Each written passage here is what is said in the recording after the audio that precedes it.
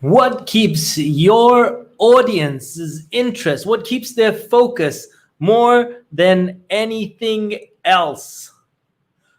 What's up, everyone? I want to welcome you to another episode of Unconscious Communication Secrets with myself, Munir, and we are live. And today I'm going to be covering 17 fun ways to engage an audience. So today I want to talk to you about this, but first of all, I want to give you an understanding of a little bit of what I'm talking about. So, all right, let's go.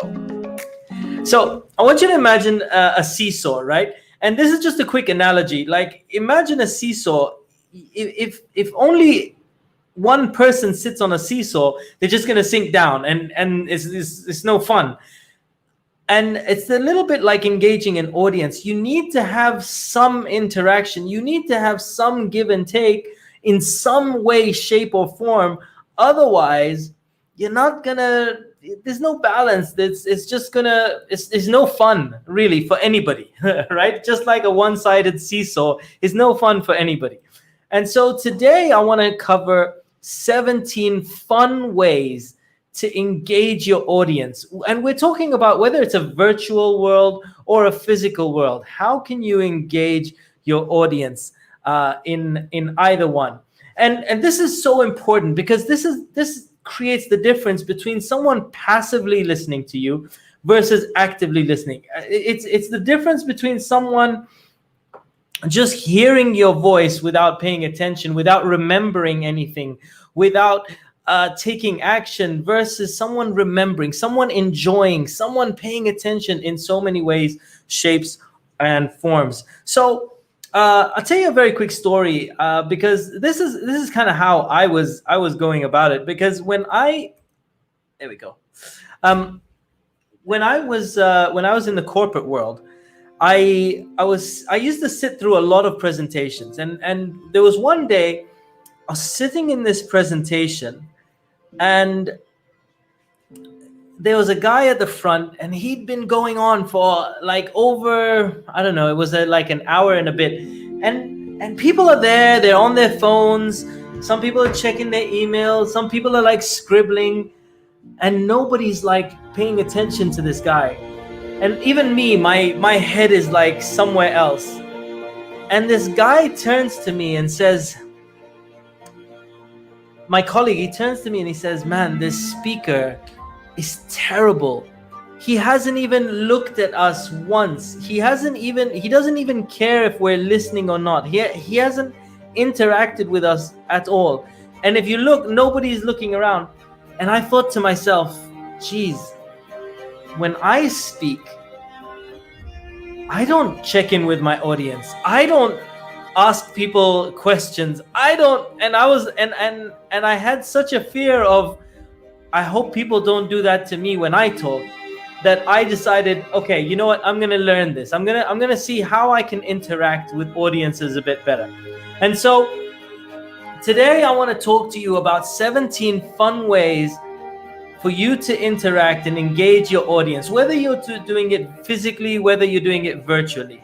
So let's get going. And I got some cool effects that I'm going to kind of kick off to today. So let's start off with Number one. All right. So number one is start with an icebreaker. So an icebreaker is an awesome way to kick off an event. And let's say if you're in a physical world, you can just get up and say, "Okay, guys, when we get started, what I want you to do is I just want you to feel comfortable with everyone around you. I want you to stand up, walk over and meet 3 people and share with them one thing that nobody knows about you, or one thing that you're grateful for yesterday, or whatever it is." But just getting people to do something a little bit different, break the ice, kind of get to know people in the room. So an icebreaker is really awesome. Now, in the physical world, you can do that. In a virtual world, you can on Zoom create like a little meeting room, or you can just sort of start off with a little quiz or a little question in terms of a competition to get people going. So that's number one, just having a bit of an icebreaker. So then Here's number two. So number two is rapport building. Rapport building is so important. And what is rapport building? It's like getting to know your audience, getting your audience to feel comfortable around you.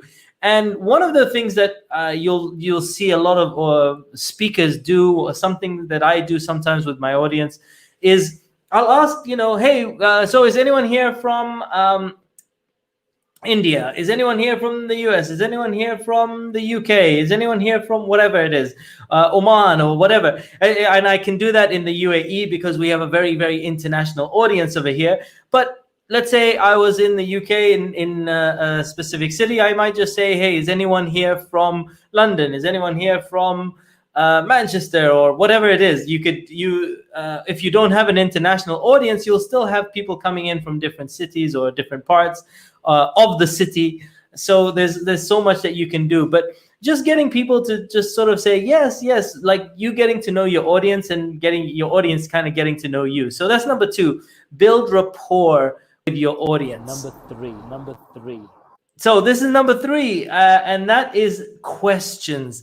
Questions are the answer. So ask your audience just questions. Whenever I start off, I ask a question to you. I ask a question to my audience. One of my favorite ways to open a talk is to ask a question. Why?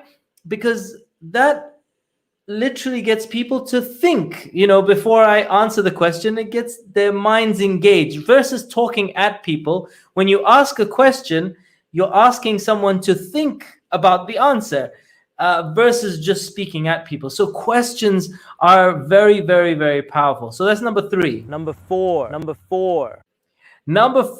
is get a volunteer. This is something I love to do.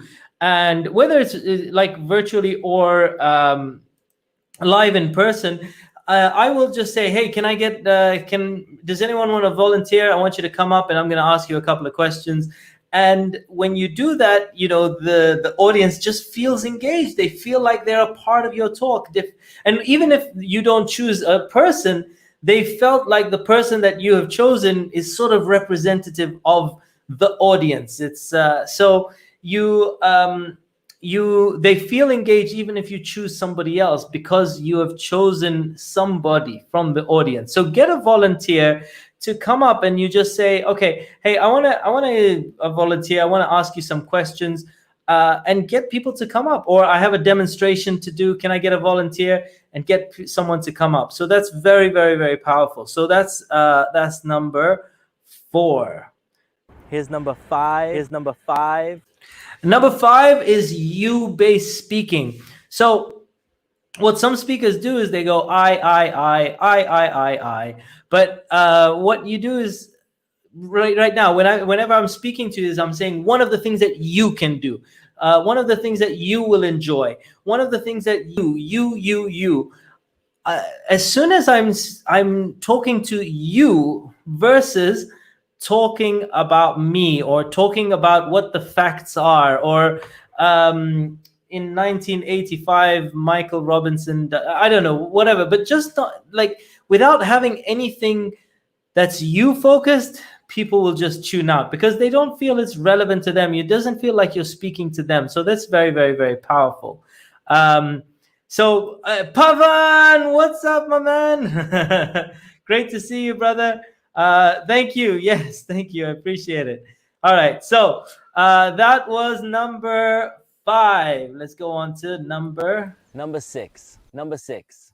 Okay. So number six is tell stories. Stories are some things that you tell your friends. These are things that that are the most ancient form of communication. It's something that we all enjoy. It's something that when you speak to your friends, you tell them stories. You don't go in and you go and hang out with friends and be like, hey, what's up? Let me tell you a PowerPoint presentation. No, you just tell stories and you engage and have fun. And so stories can be very, very powerful. So tell stories. They can they will get your audience to like you, and it will feel like you like it. They'll feel like, oh, you like them and they will like you in return. I like you. Do you like me? Just like Borat says. Wait, hold on. Let me give you a little. Let me do that again. Where is it? Ah, there we go. I like you. Do you like me? I like you. Do you like me? So you get your audience to like you when you tell stories. They just engage. They come with you on a journey. So it's very very powerful. So that's number 6. And Here is number seven. here's number 7. Have mini check-in questions. So what do I mean by mini check-in questions? Now, whenever you tell a story, you might ask a question, but you don't expect an answer. So what do I mean by that? Like, have you ever listened to someone and they just asked a simple question in the middle of their talk? A little bit like, do you know what I mean? Both of these are samples of mini check-in questions. Have you ever experienced that? Or do you know anybody that does this? These are like little mini questions that you ask throughout the talk. Or you're telling a story and you'll be like, oh my God, and I was like really frustrated, and you're trying to open the door and you're pushing it. Does anyone know what I mean? Now, when I say something like, does anyone know what I mean? That is asking a mini question. It's where you're asking a question, but you're not expecting a response. And these are powerful because nonetheless, whenever you ask a question, people feel engaged, even if it's a mini question. So let's say when I'm doing a talk like this, you'll see throughout that I'll ask many questions. I mean, have you noticed that before? That was one just there, wasn't it? I just did it again, didn't I? These are all like little mini questions that you can ask throughout that will keep people. Anytime you ask a question, it engages someone's thinking. And so this can be very, very, very powerful. So that was number 7. Number eight. Okay, so here's number 8. Make people a part of your story. So let's say I tell a story. If I'm in a physical environment, I will go up and I might in part of the story, if I'm having a bit of dialogue, I'll turn to someone in the audience and I'll be like, and then my boss turned to me and he said, and I'll look at them as if I'm talking as in that person is me and I'm talking at me. So I make people a part of my story. Or if I know some people are listening, let's say Pavan just said something and I'd be like, and Pavan, you might have experienced this where someone comes up to you and da da da da, and I will bring someone's name and I'll mention them as part of the story, or I will just mention people's names in my story, etc. And even if it's as simple as, and there was this guy, I can't remember his name. Let's just say his name was Pavan. I mentioned someone that's in the audience. I use someone's name, and it just makes people feel so engaged, so interested, and they will enjoy it so much more. So make people a part of your story, and that can be very, very, very powerful. So okay, Number nine. so here's number 9, and that is eye contact. And look, it doesn't matter if you are speaking virtually or live. Live, you want to engage all your audience. When you're speaking virtually, sometimes look into the camera. This is eye contact, right? This is not eye contact. This is me walking around talking and like doing whatever. But this is what I call virtual eye contact, where you look at the camera. Okay, and if you're speaking via your phone, just realize that the screen is not the camera. The camera is here, the screen is here. So maintain a bit of eye contact when you speak. All right, so that's number 9. And number 10. And number 10 is create mini exercises, some experience for people to do. So what do I mean by that? Every once in a while, I might say, okay, so guys, what I want you to do is, before I talk about this next part, I want you to list down 5 goals that you want to achieve in the next year. Okay? So everybody write down 5 goals that you want to achieve in the next year. And what I'm doing by doing something like this is I'm creating a mini exercise. I'm getting people engaged. I'm getting people to do things. Or I'll say, okay, what I want you to do is I want you to write down 5 people that you wouldn't introduce your best friend to. 5 people in your life that you don't want to introduce your good friend who's visiting to, or something like that. I'll just get people to do something like do a little exercise, create a little experience, something along those lines. And again, this can be done virtually or live, and it's very, very powerful when you get people to do something before you talk to them. These are great ways to engage an audience. So that's number 10. Okay, number 11.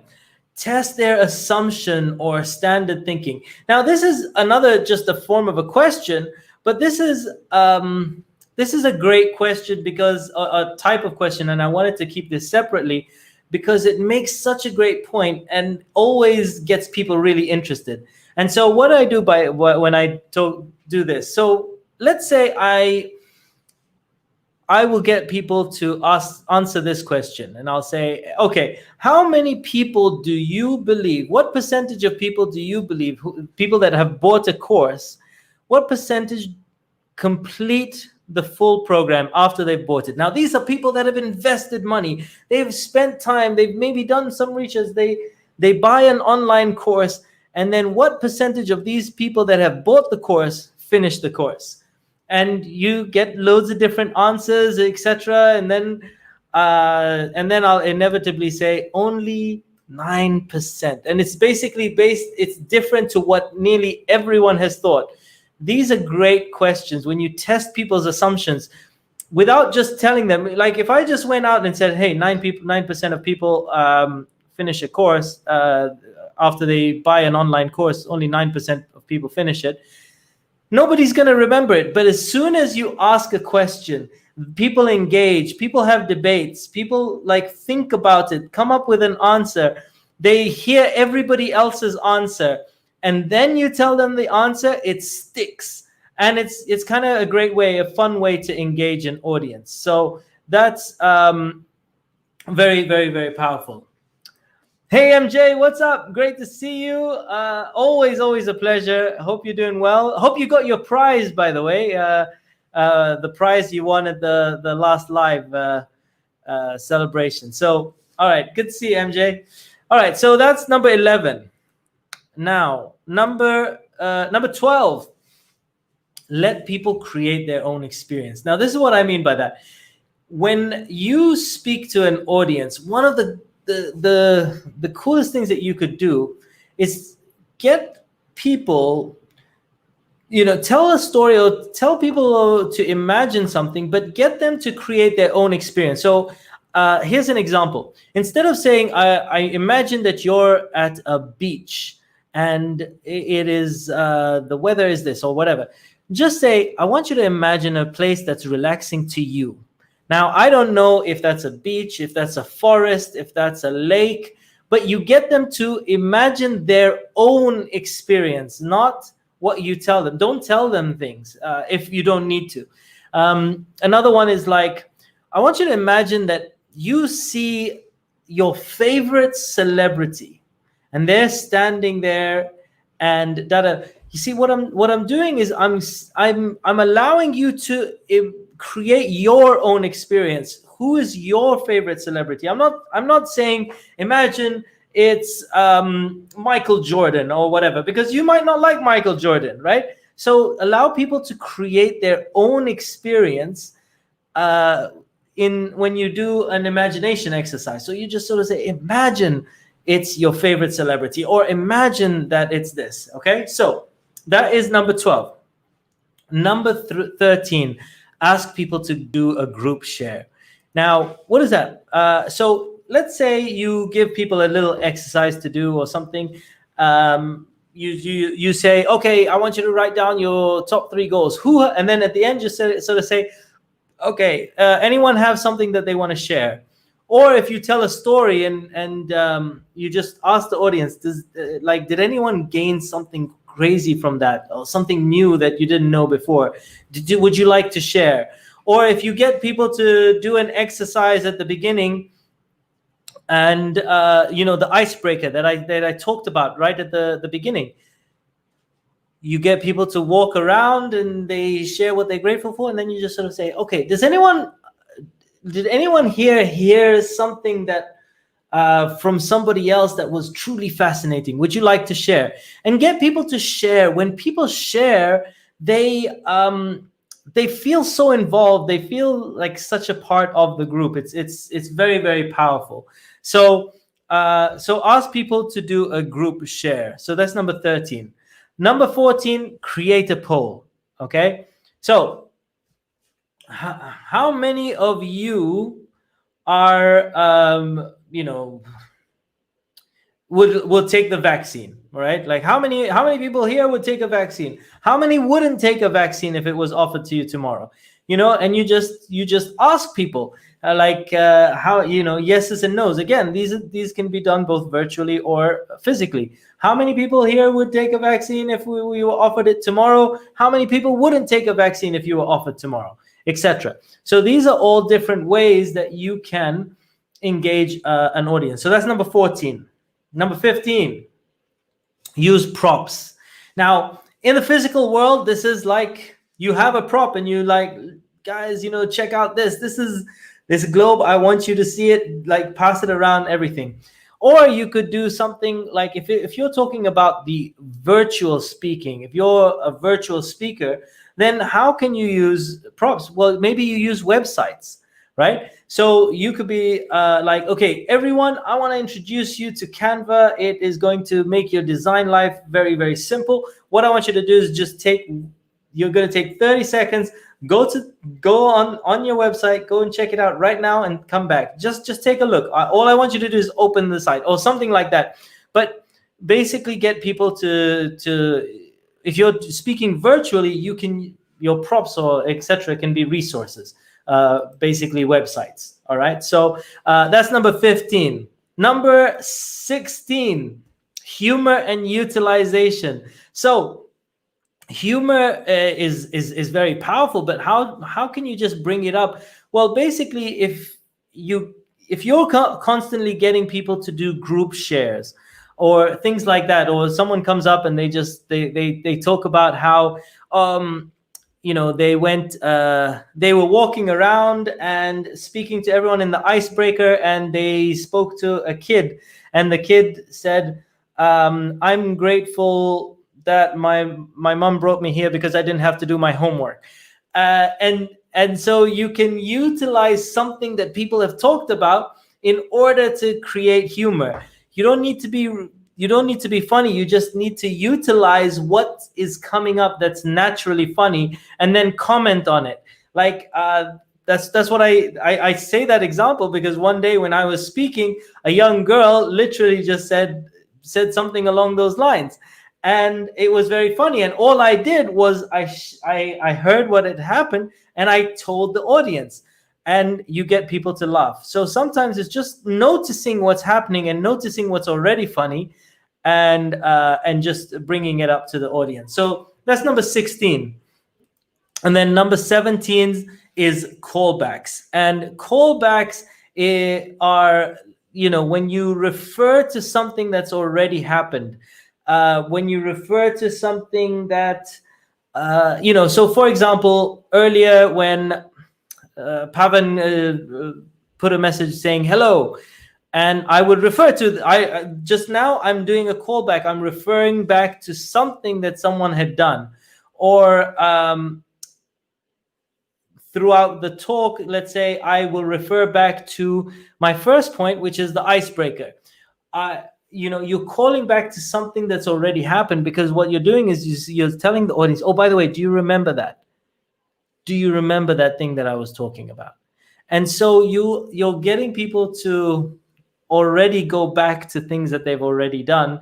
And you're also just showing people that you're paying attention. And the best callbacks are when you talk about things that your audience had done. So like 7 hours later, you refer back to, oh, you remember that conversation that I had with MJ earlier on the stage? Or do you remember that thing that I did when I was when Bob came up and shared his experience.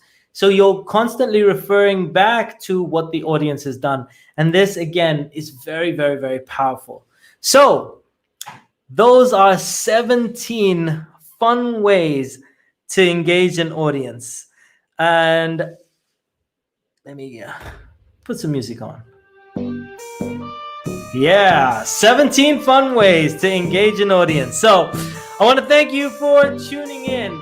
I want you to remember that interact to have message retention, attract their focus, and keep attention. I want to thank you for tuning in to another episode of Unconscious Communication Secrets.